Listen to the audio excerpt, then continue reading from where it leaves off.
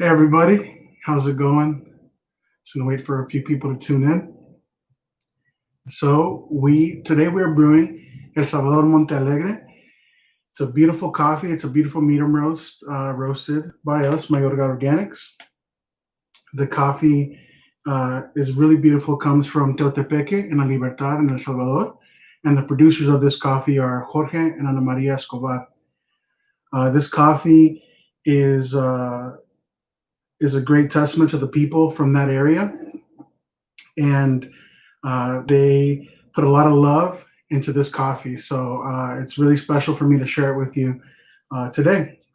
And today I'm going to show you how to brew this coffee using a Chemex. Now you can brew this coffee using any method. You could use a French press, you could use a mocha pot, you could put it in a drip machine, you could use a V60, you could use any method you want. But this coffee is a little extra special in the Chemex, and today we're going to show you why. So, what is a Chemex?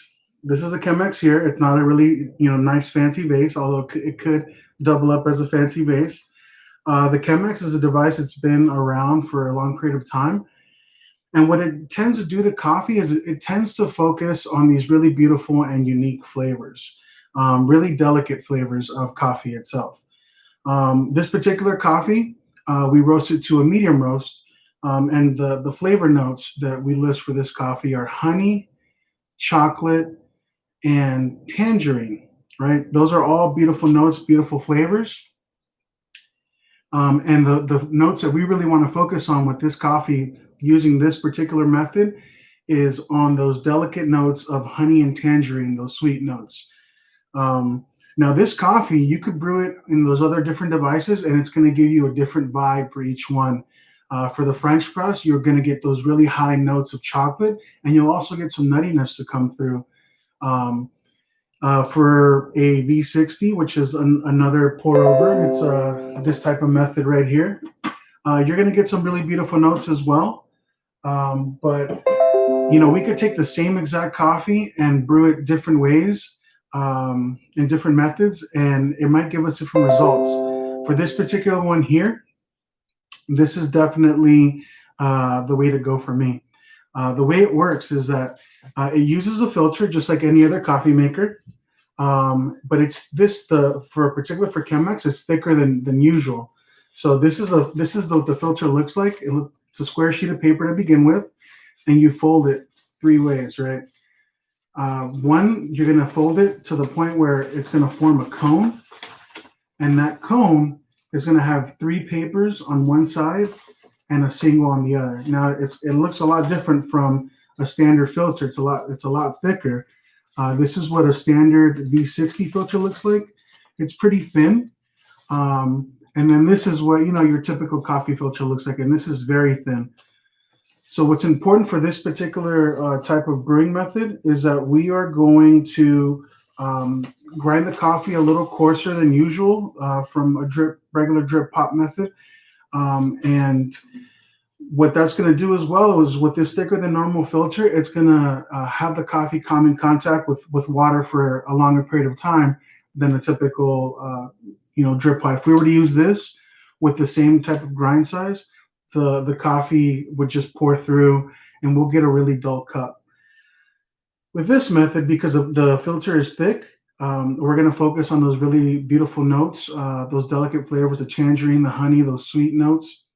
And it's going to give us a really light-bodied cup. But this particular coffee is heavier than usual, so you'll get still a nice body, a nice mouthfeel, and it'll just taste great, right? I'm saying all these words, and you're like, what are you saying, Eduardo? Well, it's gonna be a fantastic brew. So I'm gonna show you how it goes. I have my water kettle that's hot and heated up. I'm gonna pre-wet this filter. And the reason why we pre-wet this filter is two reasons, right? One is because we want to preheat the vessel. Two is because we want to rinse the paper filter. I tend to get paper taste out of these devices, so I pre-wet the filter to get rid of some of that paper taste for me. And then we dump this water out. Do not use this water when you're brewing your coffee. You're going to get paper filter water in there. It's going to taste a little funky. So we dump this out. And for today's recipe, for this coffee from El Salvador, de Finca Montealegre, we're going to be using 30 grams of coffee. This is what the coffee looks like in whole bean form. It's really beautiful in color, really nice, medium roast.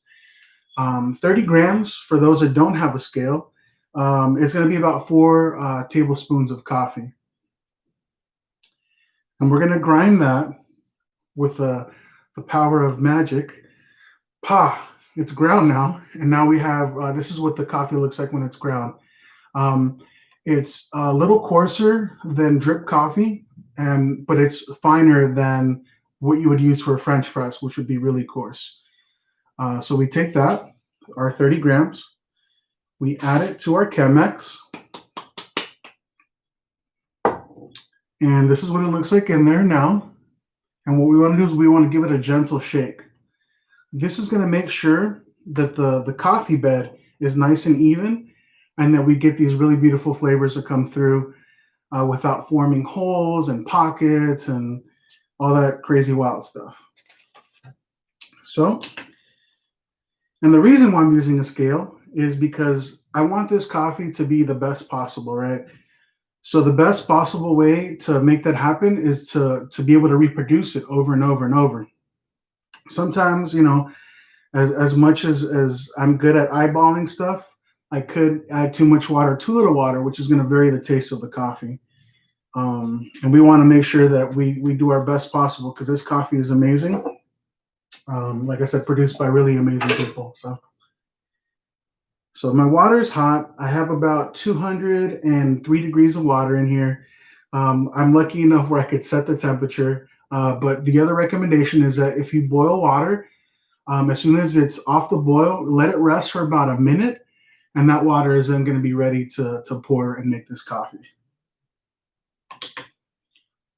So our first pour, I'm just trying to wet the grounds, right? I'm just trying to get the grounds to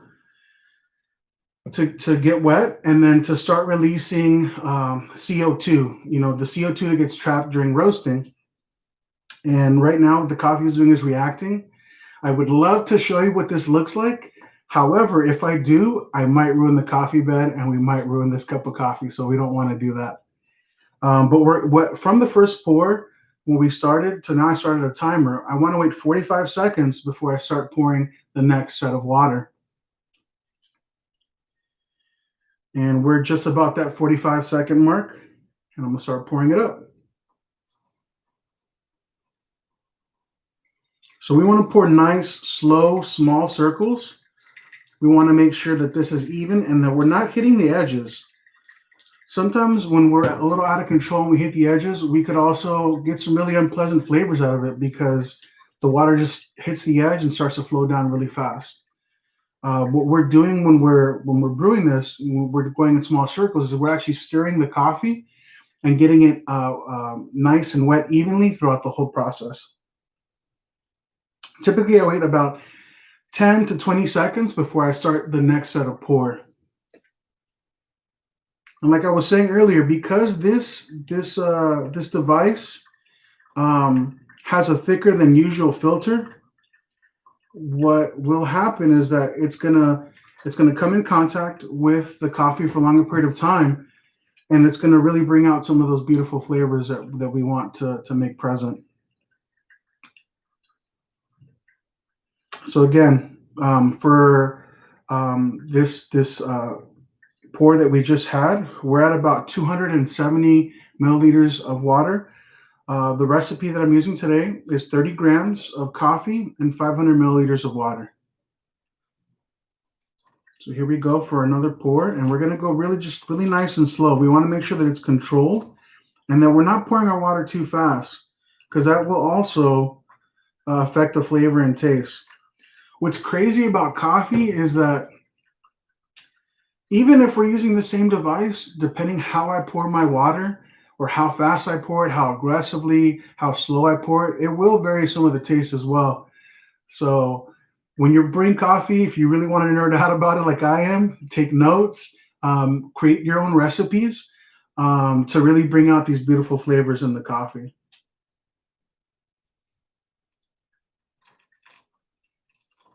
This coffee for me is really special because I had the chance to visit this coffee farm just on a family vacation to El Salvador. And I got to meet Jorge and Ana Maria. I got to meet Don Inez and Roxana and Sofia at the farm and actually see the whole process of it. See that it's, a really beautiful organic coffee, see that they really care about the land, and that they really want to restore, coffee in El Salvador like it was, back in the 70s. El Salvador used to be the number 4 exporter in coffee in the world. And a lot of people, left their farms due to coffee prices and things like that. And the coffee prices, I mean, it's still an issue, worldwide, not just in El Salvador.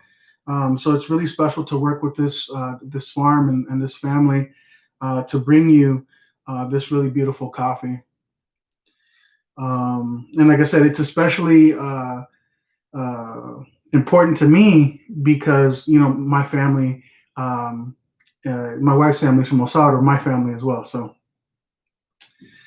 I'm definitely an ambassador, I feel like, of coffee from El Salvador, especially Finca Montealegre. And it's just a really beautiful coffee.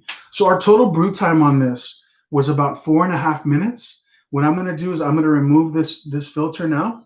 And I'm going to show you what the end of your brew should look like, right? If we did everything possible and we're gentle, your brew, the end, the bed should be really flat and really even. And that's what we want. We want to make sure that we stirred everything up. We got everything to come through nicely. So there you have it there. And man, the amazing smells of freshly brewed coffee is fantastic. So right now, just in smell alone, we get really deep notes of chocolate. We get really sweet notes of honey. I don't get too much of like a tangerine type of smell, but it does have a little citrus hint to it, like if it's floral, maybe like an orange blossom or something cool like that. Oh yeah. So get your favorite mug. In my case. And you could preheat your mug, but I want to drink this coffee right away, so I'm not going to preheat my mug. Let's pour this out really nicely. This recipe will make 2 cups of coffee, 2 8-ounce cups of coffee, maybe 1 real cup of coffee for some of you guys. But let's go in for the first sip. Wow. El Salvador, Finca Montealegre, a really beautiful coffee. I hope you guys enjoyed our little stream here. Let us know in the comment section what you thought about it. Definitely purchase this beautiful coffee. It's fantastic. I say fantastic a lot because it really is fantastic. And salud. See you next time.